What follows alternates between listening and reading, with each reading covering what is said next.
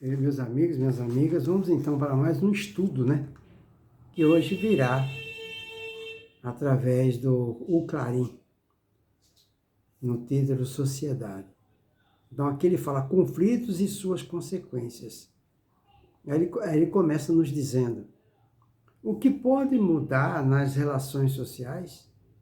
Podemos influenciar e ser influenciados? Conseguiremos vencer nossos obstáculos? São tudo perguntas, né? Em cima dessas perguntas, ele começa nos dizendo: atualmente, muitas mudanças significativas estão em curso para que se conquiste a evolução do planeta.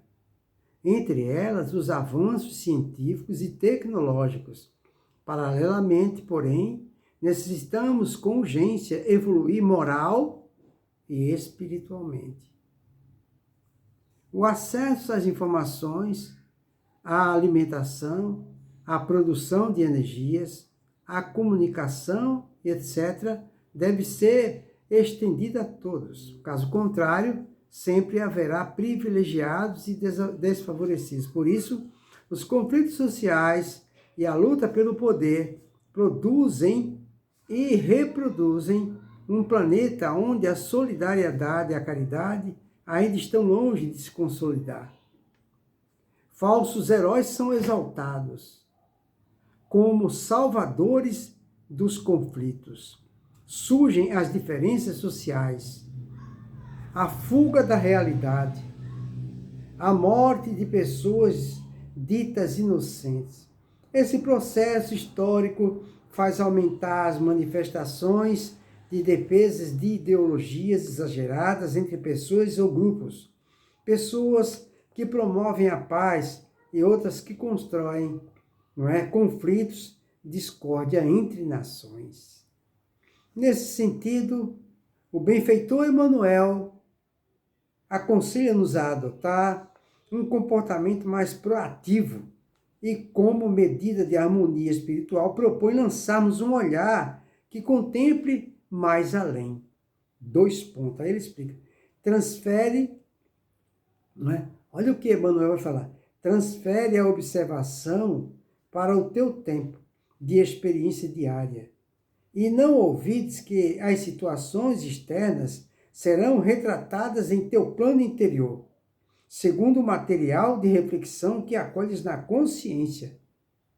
Se perseverares na cólera, todas as forças em torno te parecerão iradas. Se preferes a tristezas, anotarás o desalento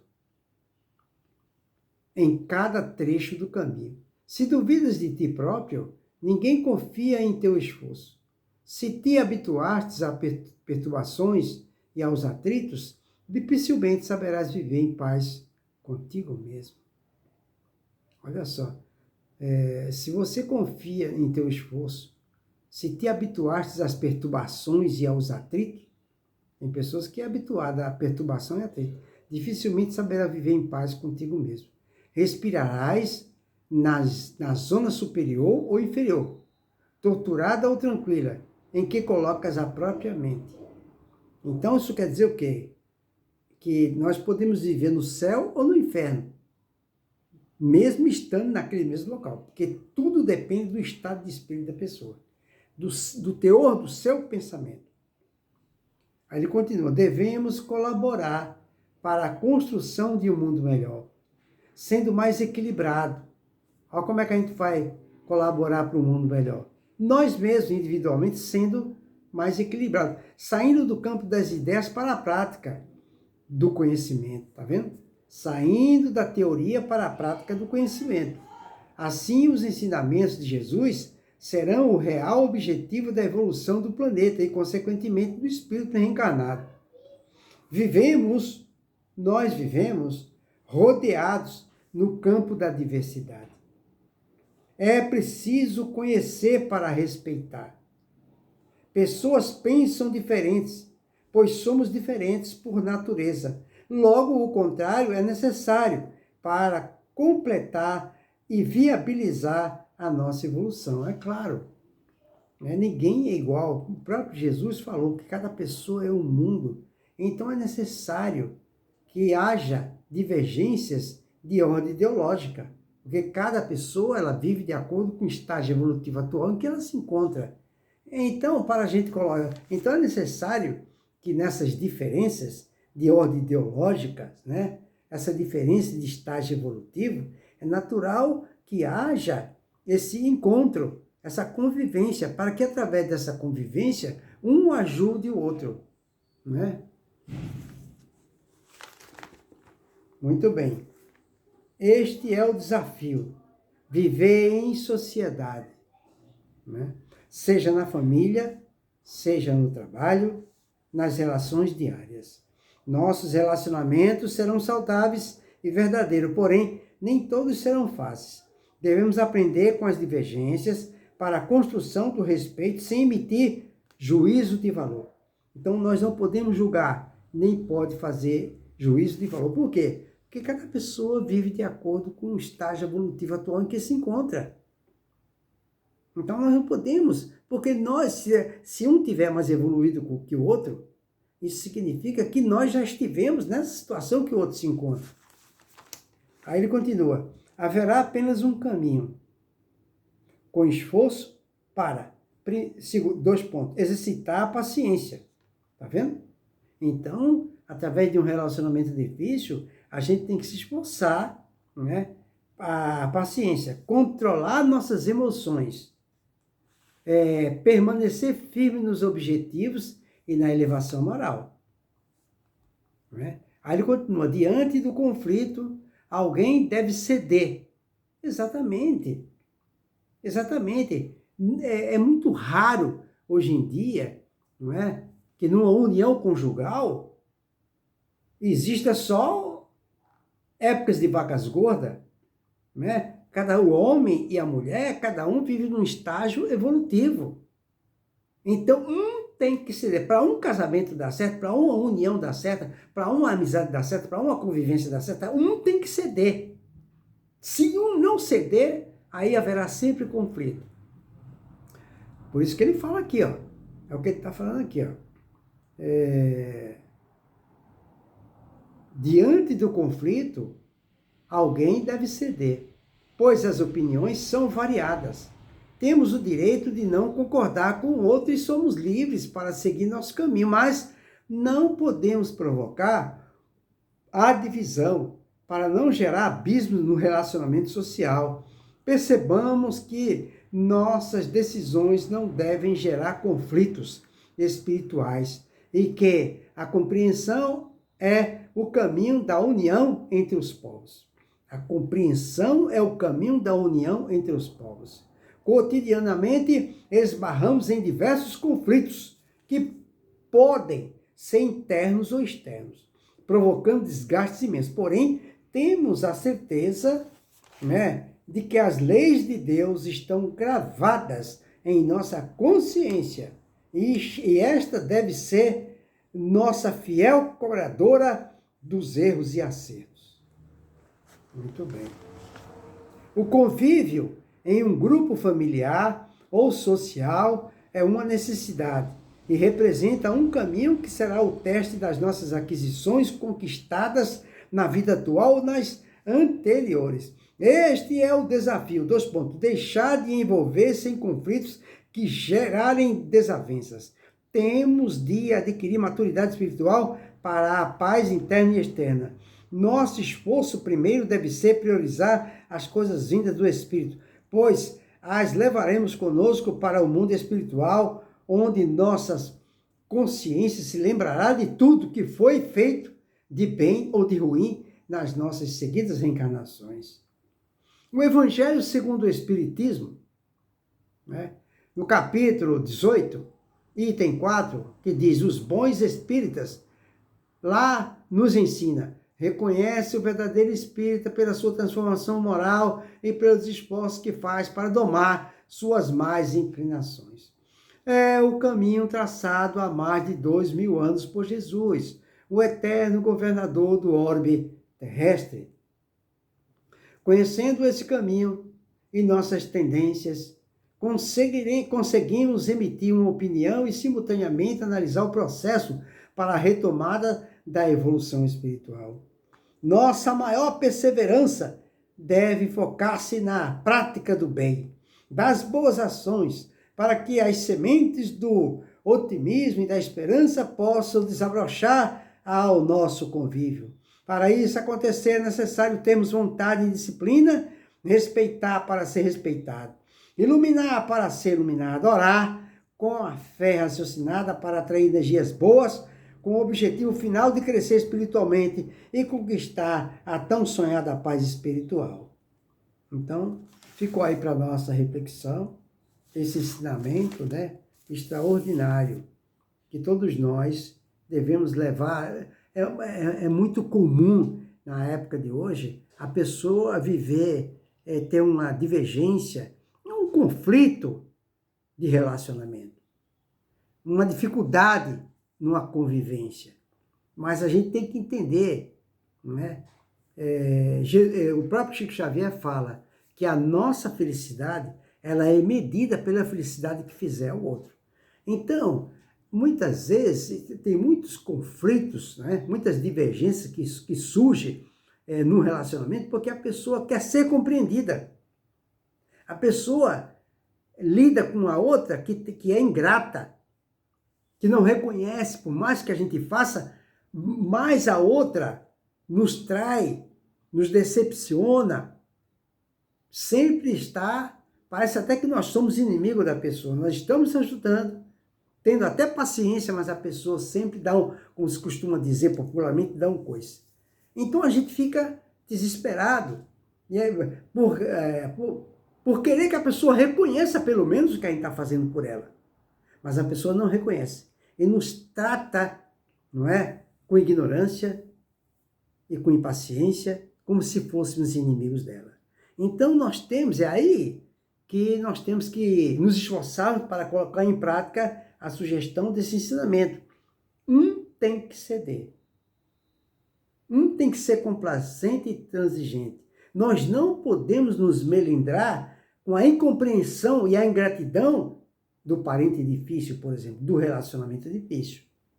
Não é? Porque nós também agimos assim com as leis de Deus. E Jesus, como é que ele age conosco? Ele tem paciência, complacência e transigência para conosco. Nós devemos nos esforçar, pelo menos, para continuar ajudando aquela pessoa incompreensiva, se utilizando da paciência. Se conseguir, por quê? Por que a gente... É importante salientar, pensar em algo. Por que a gente se irrita com a pessoa incompreensível, num relacionamento difícil? Por duas razões. Primeiro, porque a gente ainda não ama o próximo. Não ama. Essa é a primeira parte. E a segunda, porque a gente se melindra. Então vamos destrinchar. Por que a gente se melindra? Porque o melindre, o que é o melindre? De onde surge o melindre? O melindre tem sua origem no orgulho. Então, isso significa o quê? Que eu descobri que o meu melindre é um orgulho. O orgulho é uma energia mórbida, uma patologia. Então, Deus permitiu que aquela pessoa de relacionamento difícil convivesse comigo para que eu descobrisse que eu tenho um problema muito semelhante ao dela, muitas vezes até pior do que a daquela pessoa difícil, que é o do melindre, uma patologia. Então, aquela pessoa, aquela espécie de obsessor, serviu para que eu pudesse me observar e descobrir que eu tenho uma patologia semelhante à dela, talvez até pior. Isso aí é o primeiro raciocínio. E o segundo é que eu tenho que entender que eu ainda não tenho amor suficiente ao meu próximo. Porque quem ama, perdoa. Quem ama, deixa para lá. Quem ama, não liga. Quem ama, não se magoa. Então, se eu estou me sentindo magoado e melindrado, é porque eu ainda não aprendi a amar verdadeiramente aquele relacionamento difícil. E Deus permitiu intencionalmente que aquele relacionamento difícil vivesse comigo, convivesse comigo, para que eu aprendesse a me observar e descobrir que eu tenho uma patologia grave, que é o da alteridade. Eu não tenho ainda alteridade, eu não tenho empatia, eu ainda não aprendi a observar que as atitudes do outro evidencia pela sua própria natureza, pela sua própria atitude, que aquela pessoa está fazendo aquilo porque ela está enferma. E toda aquela ignorância que ela está transmitindo para mim e para as outras pessoas, aquilo ali é um grito de socorro. Aquela pessoa está pedindo socorro. Como ela não sabe, a única forma que ela descobriu de pedir socorro é através da ignorância, da estupidez, da ingratidão, da agressividade. É um pedido de socorro. É importante entender essas questões e aproveitar essa grande oportunidade, né? Muita gente fala que é prova, não é prova, não é? Ou seja, nós temos que substituir a palavra prova por oportunidade. Deus colocou o parente difícil, o relacionamento difícil, seja no ambiente de trabalho ou na sociedade, não é? Para que nós pudéssemos progredir. Porque como é que nós poderíamos progredir e evoluir, não é? Para adquirir a pureza de uma criança? Como é que nós poderíamos caminhar em busca dessa perfeição convivendo só com as pessoas que faz tudo o que a gente quer, que não nos aborrece? Não, eu tenho que ser provado, eu tenho que ser testado, isso é uma oportunidade. Aí Deus, para nos ajudar, colocou essas pessoas que estão com graves enfermidades, para que eu, através de minha atitude, eu possa ajudá-la, através do meu exemplo. Pode ser que nesta convivência, nessa encarnação, a pessoa morra praticando por hábito a sua ignorância e a sua estupidez, mas vai chegar um momento em que ela vai fazer, através da introspecção, uma viagem, uma incursão no seu interior, e aí ela vai lembrar, virá à tona nos arquivos de sua memória toda a paciência que a gente teve para com ela numa convivência outrora. Aí ela vai se arrepender. Ela vai falar, meu Deus, eu aborreci tanto uma pessoa que tanto me ajudou. E eu não aproveitei. Oh, meu Pai, me dê a força necessária para que eu possa retribuir tudo que essa pessoa fez para mim e que eu respondi com ignorância e ingratidão. E que daqui para frente, meu Pai, eu me espelho nessa pessoa. Porque cada pessoa tem um tempo.